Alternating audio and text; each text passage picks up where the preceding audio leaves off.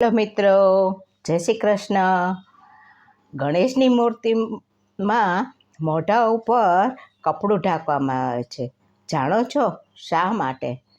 તો તમે ન જાણતા હો તો હું તમને આજે જણાવું. મૂર્તિની આંખ ઉપર કે મોઢા ઉપર પડદો રાખવામાં આવે છે. તેનું વિશેષ કારણ એ છે કે જ્યાં સુધી આંખ ખુલ્લી ન હોય ત્યાં સુધી જીવંત ન હોય, એટલે કે પ્રાણ પ્રતિષ્ઠા થાય પછી જ તેમાં પ્રાણ પુરાવવામાં આવે છે. અને હિન્દુ ધર્મમાં ધાર્મિક પ્રક્રિયા છે. દિવ્ય શક્તિ મૂર્તિમાં પ્રવેશ કરવામાં આવે છે ત્યારે મૂર્તિ જીવંત થાય છે.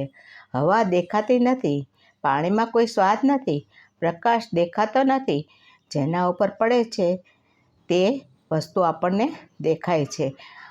મૂર્તિમાં પણ પ્રાણ પ્રતિષ્ઠા કરવાથી તે ઈશ્વર મનાય છે.